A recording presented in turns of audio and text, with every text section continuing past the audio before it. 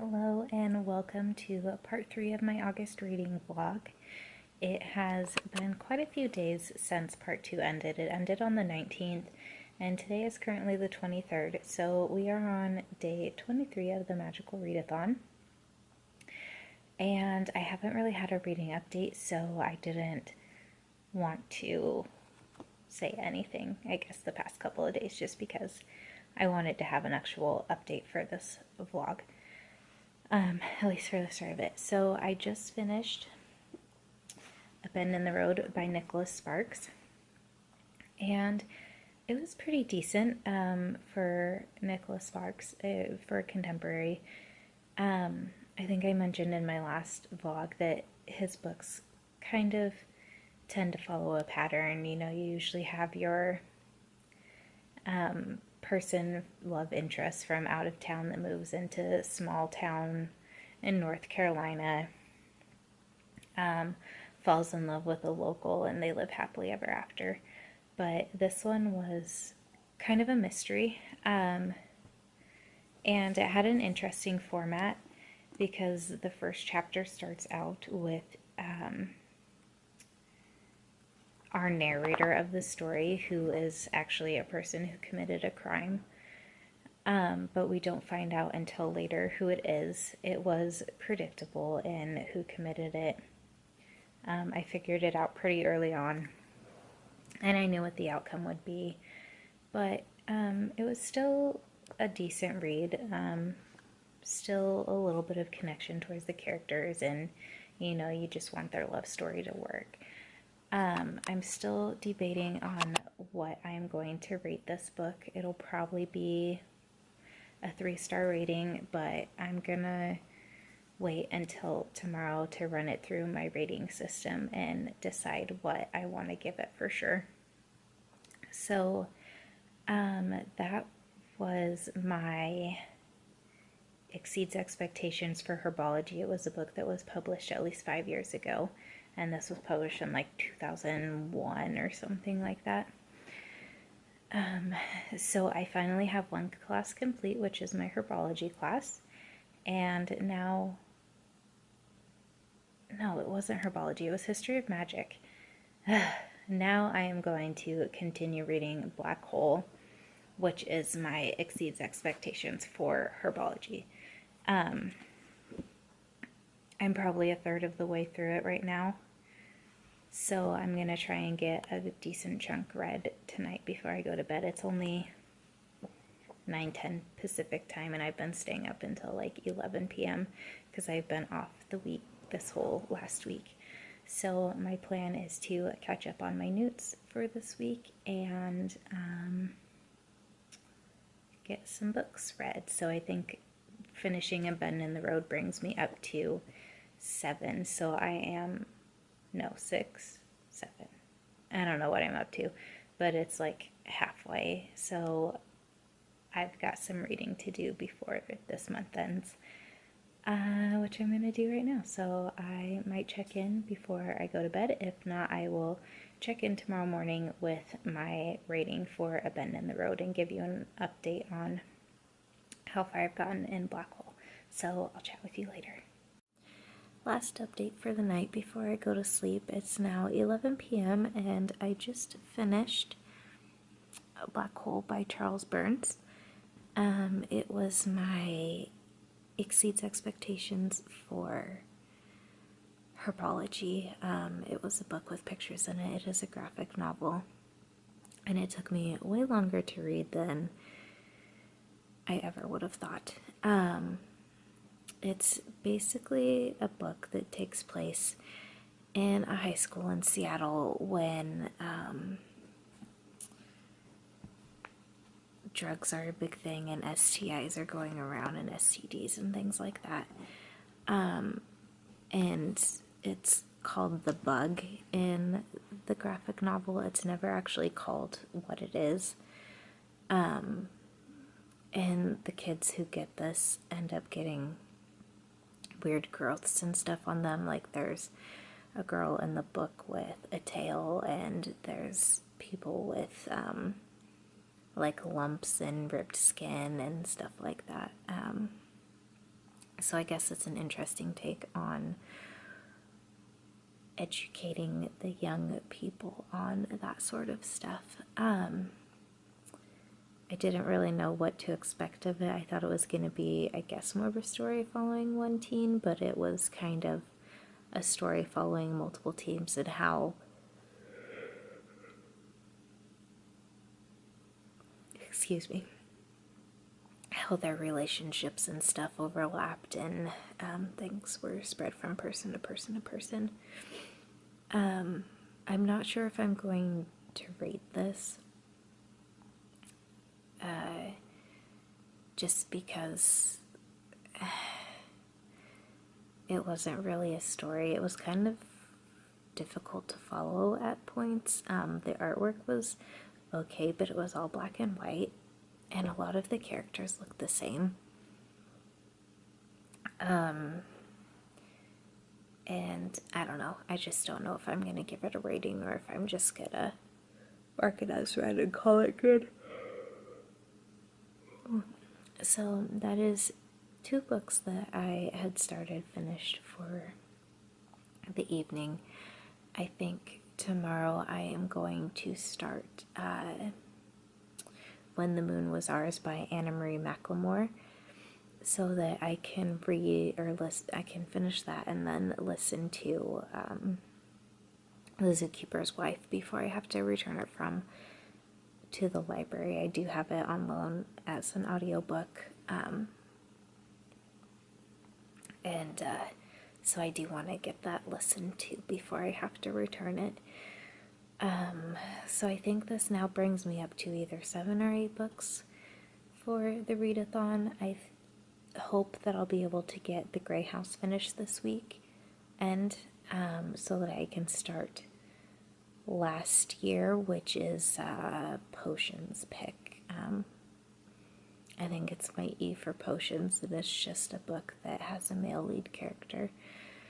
I only have 2 physical books I have left to read, and I think if I include The Grey House, I have 4 audiobooks. So I'll have to listen to everything at a super fast speed, which is fine. I just have to get through The Grey House. It's kind of holding up everything on my Transfiguration end, and I am going for an outstanding in Transfiguration. So I need to hurry up and get that done so I can read The Astonishing Color of After, and then my outstanding, I think, is The Fortune Hunter. So I've yawned 3 times in 4 minutes, which I think means it's time to go to bed. I'll let you know what I rate both of these books tomorrow when I get up, if I do decide to rate them, and how the rest of my reading progress goes. So I will chat with you in the morning. So today is day 24 of the Magical Readathon. It is 5 p.m. and I just finished listening to The Grey House. That was a very long book. I don't really know what to say about it, honestly. I did end up giving it a 3-star rating. I have a system that I use, and so for 2 of the categories, I rated it pretty high because I thought that the character dynamics were really good. The relationships made sense. It didn't have like your stereotypical tropes, or if it did it well. The characters were all good characters. They had really good character development. And then I thought the atmosphere was really good as well. This was a magical realism book, so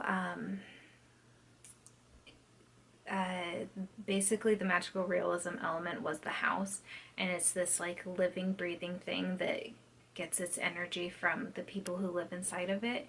So you could definitely feel their connection to the house, how it kind of like sucked them and protected them, and was just a living organism with them. So I thought those 2 areas were really good. but the plot I didn't really understand the point of. It bounced around from characters' points of views, and it took so long in like a new section to figure out whose point of view you were following, and the only reason you did understand it is because it would talk about like the other characters, so you just kind of had to weed out who it wasn't talking about to know whose point of view it was. So that I felt like really made the story fall flat. Really made me lose interest and lose track of what was going on, to a point where I was just reading it because I had to for my N.E.W.T.s. That was my it was my Acceptable and Potions, and it was a book with the name of a color in the title. So it was basically a book that was kind of,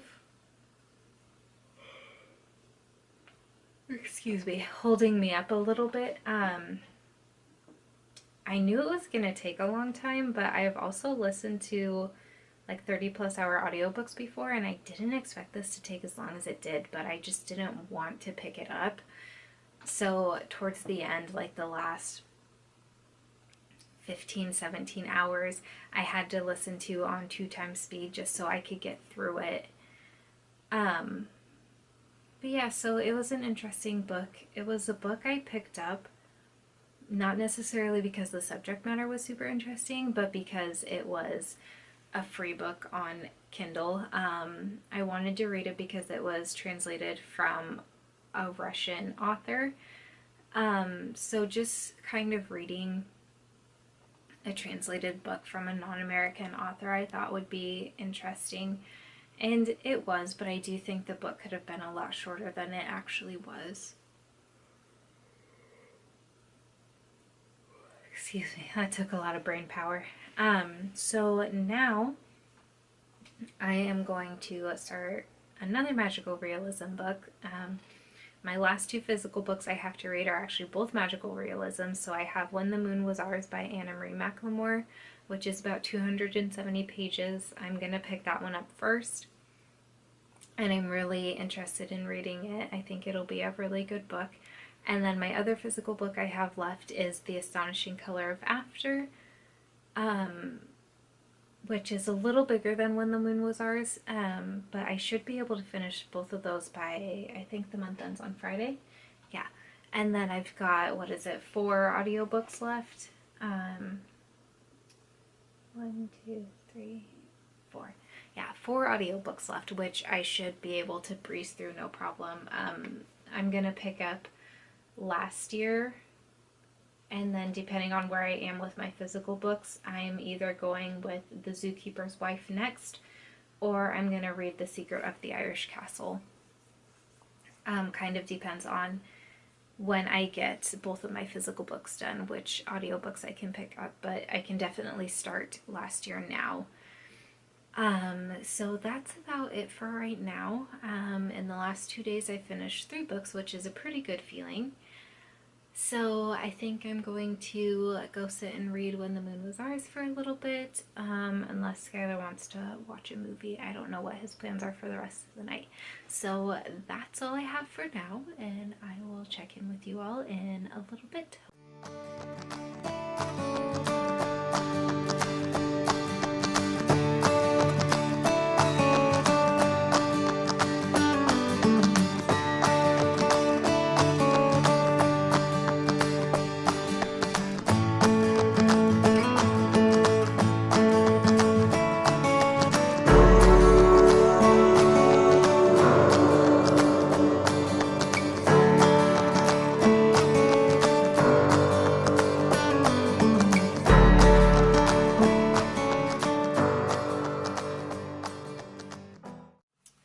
Hello again. So today is August 25th. We have 6 days left in the readathon, and I started a book last night and then a book today. I started When the Moon Was Ours by Anna Marie McLemore, which is my E in Charms, and I got to page 50. I am liking it so far. It's only like 270 pages, so I'm hoping to get another good chunk read in it today before we sit down and watch another movie. And then while I was cleaning the bathrooms this morning, I listened to Last Year, which is my E and Potions, I believe. It's kind of like it's it's a little similar to Westworld, but without the androids and stuff. Basically, it's like 1880 something in Chicago, and they built this. It's not a park, but this area where people from the future can come back in time and I guess just experience what it was like back then. And the parks are only supposed to be up for like 5 years, and that's when like the differences become super known. I don't really understand that part of it. So basically, the park we're in has a year left, and we're following a character who is from the past, and he starts working for the park like pretty heavily because he saves Ulysses Grant when he goes to visit. So he gets a really good job and he does these things, works with a girl from the future, a little bit of a love story there. And that's basically where I'm at right now. They went on this pretty important mission to find black market items that people from the future have been bringing into the past. And then when that job was done, he started doing other things, which I haven't gotten into too much. Right now, it seems like he's trying to round up people from the future and bring them back to,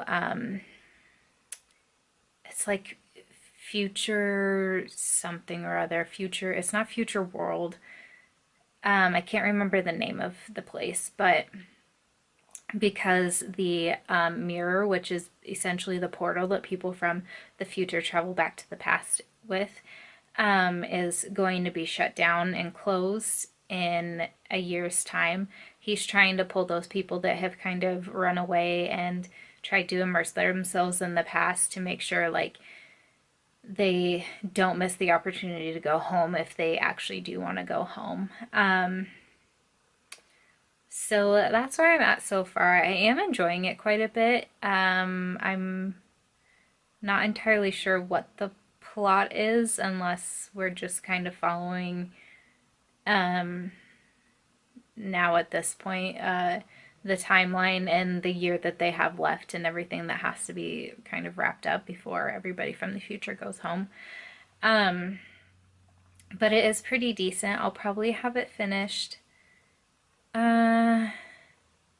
maybe tomorrow. It all depends on if I do something else, like clean the house or something where I have a good chunk of time where I can get it listened to.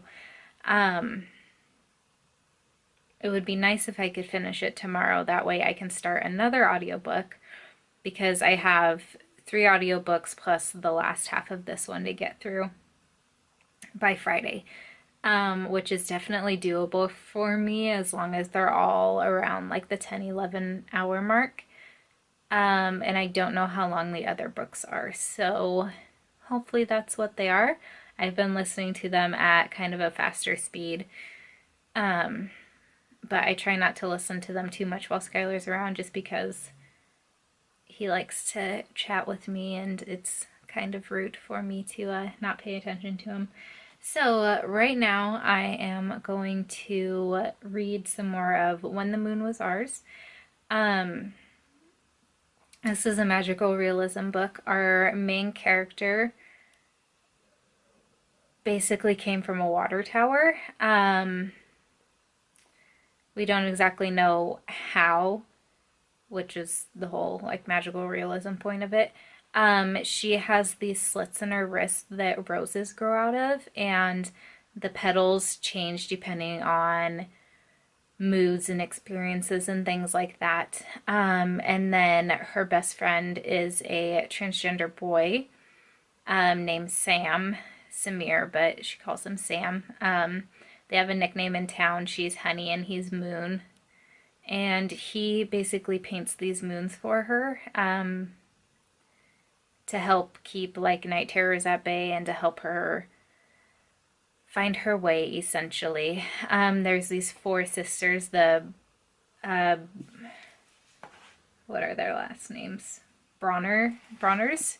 I think they all have red hair, different shades and colors, who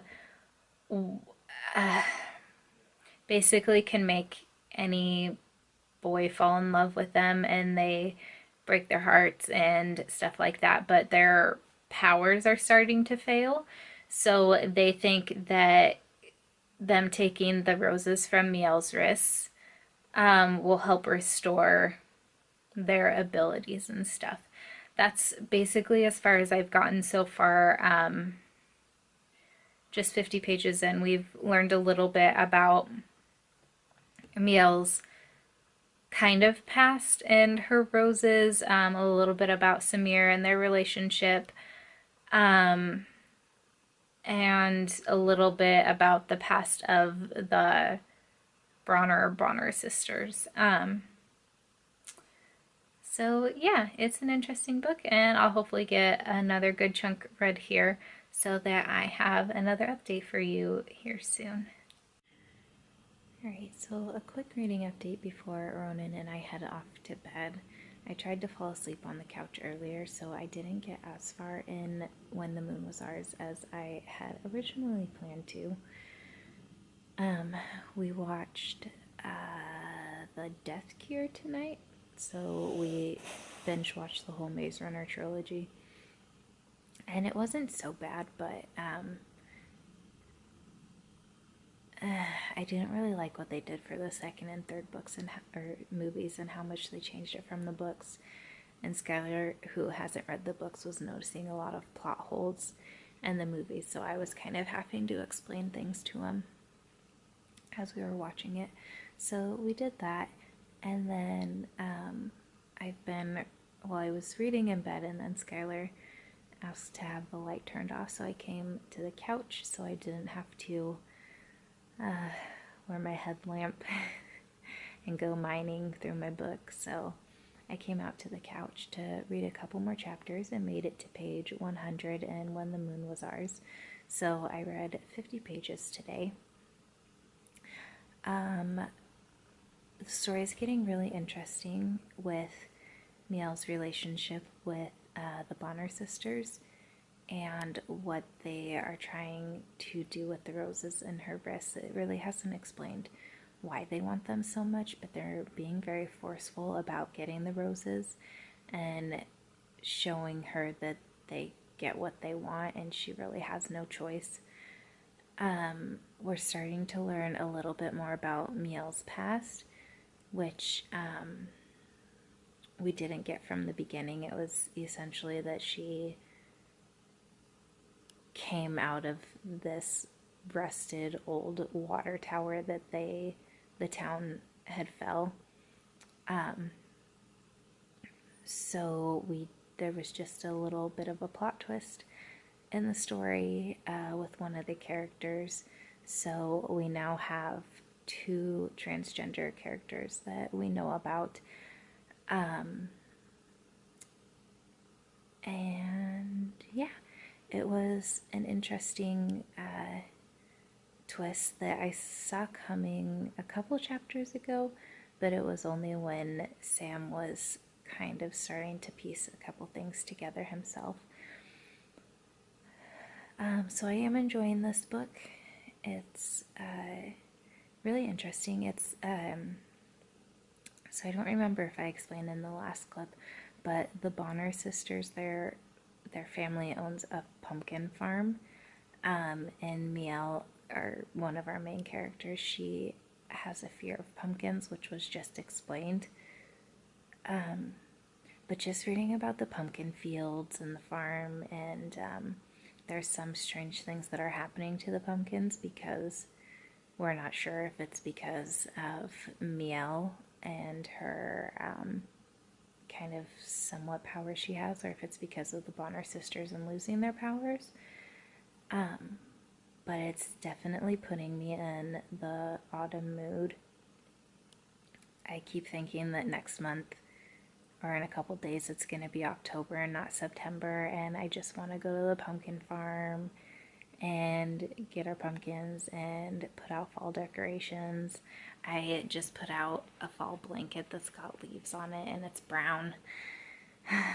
So I'm ready. It cooled down quite a bit today, and I'm ready for fall to settle in so I can have my fireplace going and cozy up on the couch with a comfy book or comfy blanket and a book. And this guy, he followed me out to the living room, even though he was comfy on his bed. I'm not entirely sure why, except that he's kind of a Velcro dog to me. So he's ready for bed. He's ready for me to get off the couch and go with him. So that's what I'm going to do now, because it's like 11 p.m. and I will see you all tomorrow when I either listen more to last year or read more of When the Moon Was Ours. So that's it for right now, and I will check in later. Today is August 27th, which means we are on day 27 of the N.E.W.T.s Readathon. And I just finished last year, which was my Exceeds Expectations level for potions. I gave it a 3 out of 5 stars. I thought it had a really good ending. Well, it had the ending I wanted it to, so I think it was a good ending. It was a pretty interesting story, though there were parts of the plot where I guess once it got going it made sense, but there were parts where it took a little bit of time. But I did really enjoy the character dynamics and relationships. I thought they made a lot of sense. And just the atmosphere was kind of fun, because it was set in 73 to 8 or something like that, or 1880 something. I don't remember. In the United States though, and then you have people from the future, and it wasn't specific like what year in the future they came from, but it was after Obama was elected president for his second time, because they like obviously back in the 1870s, slavery was still a thing. Women didn't have the right to vote. It was a different culture and time, so they were very surprised, like the people from the past were very surprised that, women didn't wear dresses. They were able to wear trousers, and their vocabulary was more expansive with colorful language, and just like the right to vote and stuff like that. So I did enjoy it. Like I said, I gave it a 3 out of 5 stars. The narration was really good. I really enjoyed the narrator's voice. And I'm glad to have another book checked off my list. So that's pretty much all I have to say. So I just started The Secret of the Irish Castle, which is my acceptable for what class? For Defense Against the Dark Arts. I think the acceptable level is the last book in a series, and this is the last book in a trilogy. I just finished the second book a couple months ago, so the story is still fairly fresh in my mind. I've listened to the whole trilogy on audiobook, and I guess I kind of forgot or blocked out. Like, I knew the main events that had happened at the end of the second book, but this first book, spoiler warning right here, there are twins that were separated at birth, and they meet at the end of the second book but don't know they're twins, and right now they're basically courting, and it's kind of like, do we really have to have a Luke and Leia? Like, do we need to visit that story arc and that trope again? I don't think so. So they're just, you know, blissfully unaware that they're twins, but they're talking about how they're like already in love even though they just met each other, and their feelings, and it's just kind of like, you guys are related. No. So we'll see how long. I hope they find out sooner rather than later. Like, if this gets stretched to the end of the book, I'm probably gonna throw my phone. I'll probably hate read it just because I want to know what happens. But yeah, I mean, I hope they find out sooner rather than later. It'll be interesting to see how this story gets wrapped up. And once I am into it a little more, I will give you some more information. But for right now, I'm going to keep listening and lay down some stickers.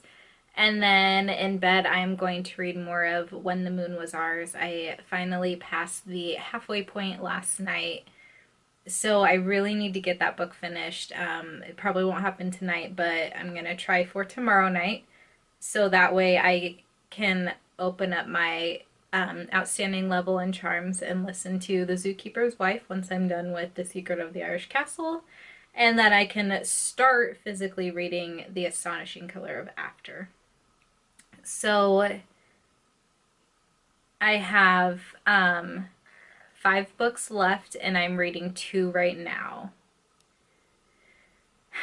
The Secret of the Irish Castle is about 14 hours, so I should be able to, if I'm reading it, I should probably be able to get like an hour or 2 in tonight and then finish it at work if I like non-stop marathon listen to it while I'm at work. And then I can start The Zookeeper's Wife, even though technically I shouldn't start until after I finish When the Moon Was Ours. But for time's sake and wanting to finish what I set out to finish and be done by Friday, I think I'm gonna break the rules, because I know that G did, and G's the one who created this. So if she did it, then I can get away with it, right? That's what I'm going with. So that's my update for right now, and I will check in with you here in a little bit. So I got 5.5 hours into The Secret of the Irish Castle, and they finally decided to tell Martha and JP that they are twins. There's about 8 hours left, I think. That sounds about right. I think it's a 14-hour book.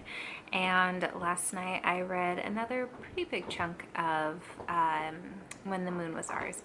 So I have just under 100 pages left in that. But right now I'm going to play with my puppy because he is going stir crazy in the house and whining at us to play with him, and Skylar's playing video games and I was studying, so now it's time for him to have some human interaction, so that's what I'm gonna do right now.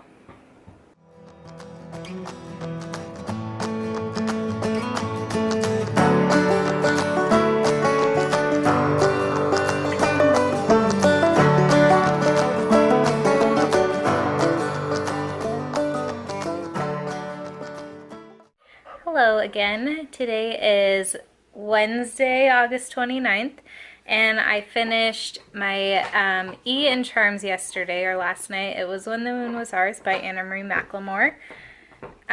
This was a book with a cover that charmed me, or something like that, I think was the prompt. So I started The Zookeeper's Wife today on my drive home from my lesson, which is my O in Charms. And then today I also finished The Secret of the Irish Castle, which was my acceptable in Defense Against the Dark Arts.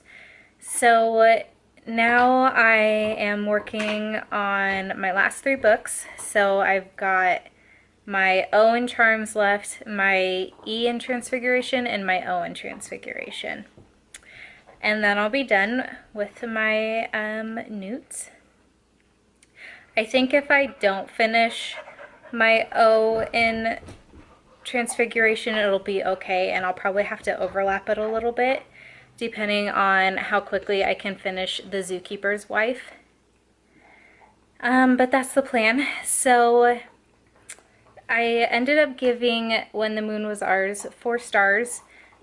So far I've given all 3 Anna Marie McLemore books that I've read 4 stars, though this one was kind of a lower end of 4 stars for me. I really liked the characters. I thought the character development was really good. I liked that one of our main characters was transgender and just going through his experiences. But the plot was a little messy. It kind of seemed like there were points when it just didn't make sense. And I don't know if it's because I've read so many books in a row that have such horrible communication, but the communication in this book was just driving me bonkers. And same with The Secret of the Irish Castle. It took a third of the book before the twins in The Secret of the Irish Castle found out they were actually related. And then the next third of the book, they were like still in love with each other, even though it had been 6 years and everything. And just secrets and lies and deception and all that other stuff. So I'm ready for a different kind of book. I don't know what that would be. Hopefully I find that in The Zookeeper's Wife, so I get a little bit of a break from the angst and drama. We shall see. I haven't given The Secret of the Irish Castle a rating yet, but it'll probably be between a 2 and 3 stars. It was definitely the worst of the 3 books. I didn't enjoy it as much as I enjoyed the first 2, but I finished it, so that's the important part. So that's probably going to be it for now. We're going to watch... Which James Bond is this one? Tomorrow Never Dies. Tomorrow Never Dies. And then I'll start reading The Astonishing Color of After in bed tonight. Do you want to tell the people what you told me you're excited about? The weekend. Nope. Hanging out with kiddo. Nope. Listening to Harry Potter on audiobook. Yep. Did you start that today? Nope. Did you finish your podcast? Nope. Oh, so when are you going to start Sorcerer's Stone? Maybe Friday. Friday? Maybe. All right. You could listen to it all day Saturday while you're polishing. Yeah, I could. Yeah, you could. It's good. You won't regret it.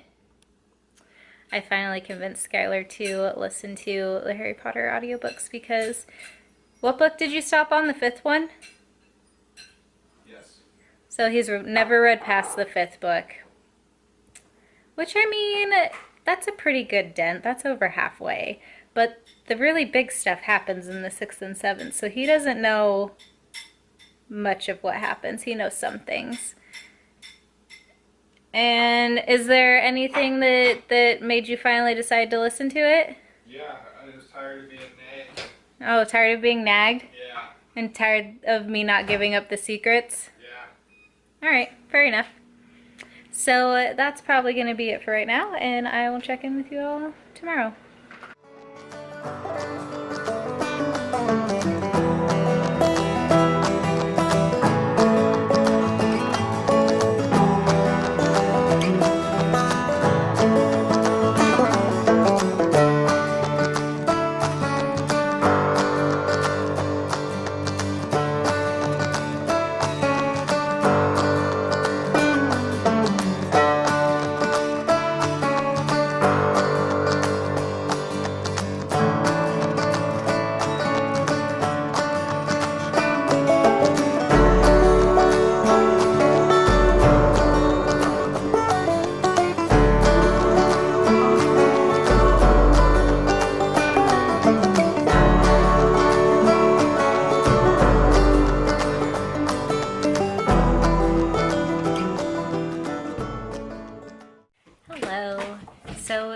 Today is August 31st. I don't know why, but Ronan gets super excited whenever he hears the noise of the recording beep. So he was just staring out the window at the neighbors and dropped a toy and got really excited and had to pick it up because mom recording means we're gonna play, apparently. So anyway, today is the 31st of August. It is the last day of the Magical Readathon, and I have one book left that I had planned to read. I did swap out one book yesterday because I knew I wasn't going to be able to finish the physical copy of what I had planned to read. So the first book I finished was The Zookeeper's Wife by Diane Ackerman. This is based off of Antonina Zabinski's diary. So it's a true story, just written as more of a novel format instead of just like journal entries. It basically follows the family from kind of right before the start of World War II until the end of World War II. The family owns the zoo in Warsaw. Well, her husband, Jan, is the director of the zoo. So he manages everything and does that. But once the war hits and Poland starts to get invaded by Germany and bombed and stuff, they lose a couple animals. They have to decide what to do because they basically can't afford to keep the zoo afloat during the wartime, and the animals are in danger because the city is being bombed. So a not very nice person from the Berlin Zoo comes and takes their like most prized animals, the ones that he thinks he can use for basically like pure blood breeding, getting the top specimens. So he takes those animals, and then the rest I think mostly get released. So it follows their journey through the war, and what they end up doing is her husband Jan starts to work with like the underground and stuff. So he smuggles Jewish people out from the ghetto in Warsaw. They use the cages, the animal cages, and other buildings, outbuildings at the zoo as a kind of midway safe home sort of thing until they get like paper finalized and until they're able to get like a new safe house set up for the people that they're smuggling out. So I think in total they saved about 300 people in the 4 or 5 years that the war went on. And we just see kind of how the family does that, how they cope with the war. They have a young son who has only ever grown up at the zoo, so him kind of learning to interact with people, we see that development and sort of stuff like that. It does follow it through to the end when the war's over and the family gets reunited, and they build the zoo back up, but with more like Polish native animals. So it was a really good kind of more biography, I guess you could say. This is going to go on my historical fiction shelf with all my other World War II based stories, but it was an interesting read for translating like diary entries into an actual story. It was nice to get like words straight from Antonina's mouth about what happened, what she was feeling, and those sorts of things. So I really enjoyed this. I think I ended up giving it a 4-star, which is pretty typical for me with historical fictions and based around World War II. I would be interested, I know a couple years ago this came out as a movie, or maybe it was 2017 it came out as a movie. So I would be interested in seeing that, just see how they adapt this story into movie form. This is the movie cover, and that little lion cub is just so sweet looking. it was hard to read for me being an animal lover just because of hearing that some of the dangerous animals had to be put down after polar bears escaped when a bomb went off and basically like brought their gates and fencing down. You're loud. So hearing that and hearing how the animals suffered was really hard. One thing I remembered I wanted to say is it was interesting to hear from a point of view of kind of the animals. Like you hear a lot about the Jewish people and the people who helped harbor them and give them a safe place and defend them and stuff, how they're impacted by the war. But something we don't think about is that a lot of major cities were bombed, and a lot of major cities did have like domestic animals in zoos, and you don't think about how that impacts things because it's not like they wanted so badly to keep their animals safe, but it's not feasible to just pack up a zoo and take it out into the country, especially because you have these exotic and semi-dangerous animals.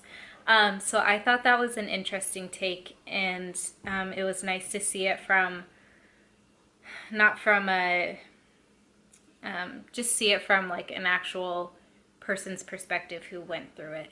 So this was my Outstanding and Charms. This was a book that I thought would leave an impression, and I think it definitely did. It's definitely touching subject matter and something that I constantly think about. So I finally have my Outstanding and Charms, so that subject is completely cleared. And then the other book I finished yesterday, I did this during the OWL Readathon. Switch out. Sorry for that shaking. Ronan just ran under my tripod. So I switched out an adult or young adult book for a children's book just because I wanted to finish the subject and have all of my courses complete. But, G's only stipulation is that it's a book that has to be recognized as a book or something on Goodreads, and this one is. So I switched out my Exceeds Expectations for, I think the category was a new to you author, from The Astonishing Color of After by Emily X.R. Pan, to What Would You Do with an Idea. This is by Kobe Yamada, and it's illustrated by May Bessem. And this has some stunning illustrations in it. It's so beautiful. It's such a simple book. But I think it's a good teaching stone for kids to explore their ideas and to actually understand like your ideas you can keep to yourself and they can benefit yourself, but also if you share your ideas they can also benefit other people. So I thought this was really sweet, and it helped fulfill that category that I needed. Sorry, it's only like 1 o'clock and I'm already yawning. So this was my pick for Transfiguration. And now that means with the rest of today, I am working on my Owen Transfiguration, which is a book that is like set in a kingdom or contains royals, I think. And I am listening to The Fortune Hunter by, I think it's Daisy Goodwin. I'm 6 hours and 17 minutes into it right now, and I have just under 8 hours left. It's an interesting little book so far. It follows a main character named Charlotte, but more so than following Charlotte, I feel like it follows our main male character, which is a gentleman named Bay. She is an eligible young lady who has quite a fortune left to her by her mother who passed away. And so she's kind of out in society, trying to build relationships and figure out who who likes her for who likes her just for her money. Her big hobby is photography. It's something she gets so much joy out of. And then she meets Bay, who we learn from the beginning is an adulterer. He's a commander, I think. He loves and prizes horses and hunting, and he wants to one day do the steeplechase or some sort of, I don't know if that was back then, some sort of big horse event and like win money and get a name for himself and those sorts of things. So we find out he's got a bit of a past. He's not the most eligible bachelor just because he is known to be good with the ladies and those sorts of things, but she likes him anyway. And he apparently really likes her, but like that doesn't stop him from things. So I'm halfway in it right now. We'll see how it ends. I don't know, hopefully all the secrets come out and she can decide if she likes him still or not, and she's not just blinded by him. So we'll see what happens with that, but my plan is to finish that this evening. I can't remember if this is a book I bought on Kindle and then purchased the Audible audio like at a discounted price, or if I only have it on audiobook. We'll see. But for right now, I'm just listening to it. I am going to plan my next week and kind of update my bullet journal and see how much further I can get. But that's going to be my plan for the evening, probably. Sorry. Depending on what movie Maddie and Skylar want to watch, I might just hang out here with them but listen to my audiobook at the same time.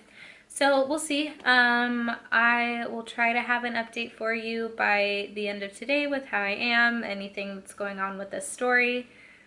If not, it'll be tomorrow morning. And then I guess just a quick update on The Astonishing Color of After. I'm almost 100 pages into that, and I really like it. It's just long, and I knew I wanted to spend time with my family tonight, and even if I'm reading a physical book while they're watching a movie, I don't pay attention, so I knew I wasn't going to get like 300 pages read tonight. And there's also like not great communication in it from the start between Lee and her best friend Axel, and I'm just kind of done with that from a more contemporary sense. So I'm gonna plan to read it. I do have the audiobook. I'm on the wait list on it through my library, so I might try to listen to it. Sorry again.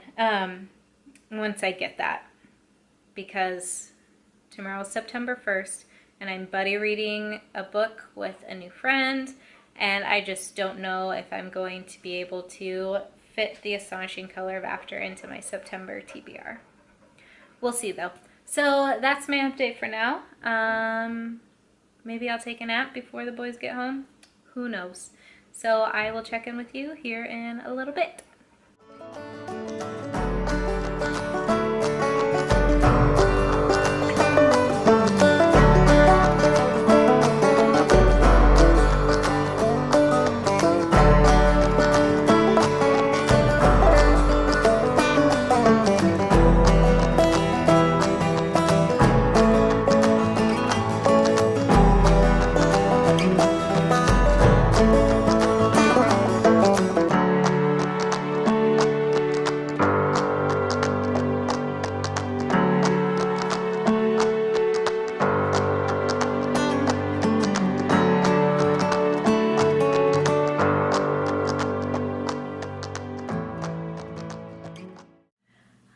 So I just finished The Fortune Hunter by Daisy Goodwin. and I'm giving it 3 out of 5 stars. It was an interesting book. Let's see my thoughts about it. I liked the character of Bay, though I didn't like what he did. It just didn't make sense. It wasn't justified. He expressed his love for Charlotte, but then, like, the next hour he was kissing the Empress of Austria. So, I would have liked to see a lot more character development, but there wasn't much of that. Sorry, just a lot of back and forth, and I guess struggling with Bay, and then Charlotte kind of backing off and not wanting to be a part of that unless he was actually going to change. So it was an interesting little bit of historical fiction because the Duchess of Austria was basically events and based off of the life of the actual Duchess of Austria, Elizabeth. So it was interesting to see that historical fiction woven into this story and just get a little background about an actual person who was alive. Yeah, it was also really interesting to see. I don't remember what year this took place in, but at the time, like, young women were starting to become more involved in photography and stuff because they did have a lot of time on their hands. So just seeing a main character have that sort of passion and follow it through was really nice. So overall, it was a pretty good book. It was a nice read. 3 is a pretty just. I liked it. I enjoyed it.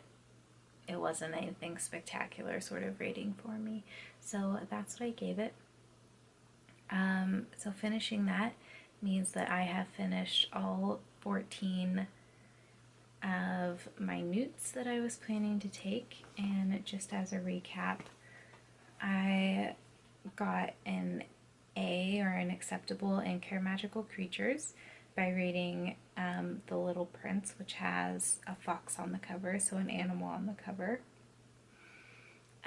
I completed my acceptable, exceeds expectations, and outstanding in charms with The Weight of Feathers having magic in it, When the Moon Was Ours having a cover that charmed me, and The Zookeeper's Wife with leaving a mark. Defense Against the Dark Arts I got an acceptable in with The Secret of the Irish Castle, which is the last book in a series. Herbology I got an exceeds expectations, so for acceptable I read Every Heart a Doorway for green on the cover and Black Hole for has illustrations. I got an exceeds expectations in History of Magic, so Dark Matter worked for a book that would fit in at the Hogwarts Library, and A Bend in the Road was a book published at least 5 years ago. Sorry, it's only 10 o'clock, but I am just tired. Potions I also got exceeds expectations in, so I read The Grey House for Name of a Color in the title, and Last Year for a male lead character, and then Transfigurations was my last subject, and I got an outstanding in that. So my acceptable level was Nevermore, The Trials of Morgan Crow, a book with gray on the cover. Exceeds expectations was What Do You Do with an Idea, which is a new to you author. And The Fortune Hunter is Sent in a Kingdom or has royals. So I feel pretty accomplished reading wise. I don't want to review my stats just because I am going to do a wrap up that'll go up on Friday. So I'll have all that information there. But that is it for my August reading vlog and my N.E.W.T.s, and I hope you really enjoyed this, and I want to know what your favorite subject or level was if you participated in the N.E.W.T.s, even if you just participated in the Owls. If you didn't participate in either, what was your favorite book for the month? Let me know down in the comments below, and I will chat with you there until my next video.